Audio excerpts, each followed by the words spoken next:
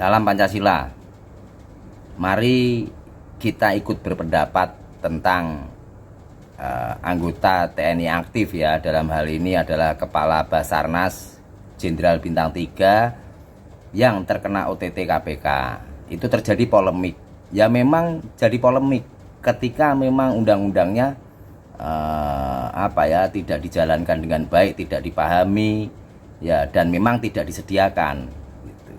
Ya, jadi undang-undang tindak pidana korupsi itu hanya ada satu, yaitu Undang-Undang Nomor 31 Tahun 1999. Ya, di situ diatur semua sebetulnya. Ya, diatur semua, sudah mencakup semua. Ini persoalan muncul kan ketika pelakunya adalah anggota militer aktif, yang mana di dalam militer itu mereka punya hukum tersendiri, tidak bisa diterapkan hukum sipil. Ya, mari kita ulas bahwa sebenarnya bisa. Ya, ini butuh komitmen dari TNI sendiri, tunduk enggak pada Undang-Undang Tindak Pidana Korupsi Nomor 31 Tahun 99 tersebut.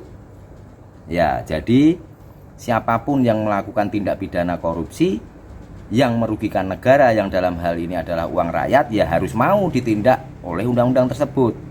Ya, persoalan yang muncul dikesampingkan dulu. Ya, kita bahas apakah anggota TNI aktif bisa dijerat dengan undang-undang tindak pidana korupsi nomor 31 tahun 99 tersebut. Nah, anggota TNI sebetulnya bisa sebagai subjek yang dijerat dengan Undang-Undang Nomor 31 Tahun 99 tersebut. Pasal 1 angka 2. Ya, dalam Undang-Undang Nomor 31 Tahun 99 itu adalah yang dimaksud pegawai negeri dalam undang-undang ini adalah, ya ini kan tindak pidana korupsi yang dilakukan oleh pegawai negeri. Nah, yang dimaksud pegawai negeri dalam undang-undang ini adalah A. Pegawai negeri sebagaimana yang dimaksud dalam Undang-Undang Kepegawaian, dosen, PNS, guru, dan lain-lain. Yaitu A, huruf A ya. Huruf B, pegawai negeri sebagaimana yang diatur oleh KUHP tahun 1946.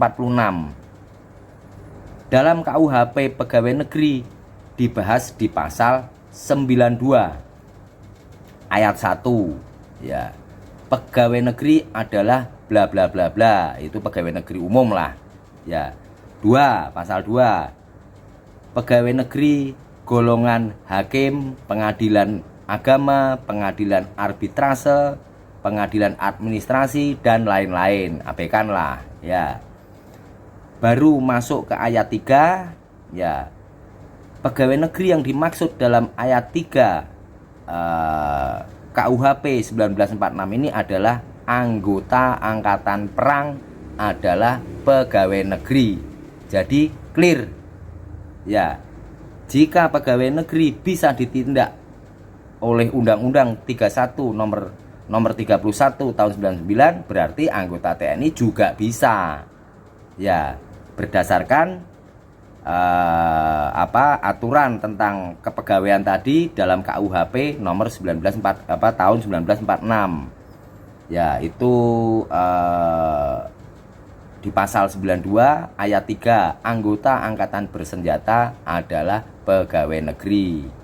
Ya, karena pegawai negeri yang menurut pasal 92 itu dibagi jadi 2. Ya, pegawai negeri sipil dan pegawai negeri non sipil, yang dalam hal ini bisa diartikan adalah militer. Ya, karena kenapa mereka sama-sama pegawai negeri dan sama-sama bisa ditindak oleh Undang-Undang Tindak Pidana Korupsi Nomor 31 Tahun 99 tersebut? Ya, karena mereka sama-sama pegawai negeri, yaitu pegawai yang digaji dan dibiayai oleh APBN dan APBD, dalam hal ini uang rakyat.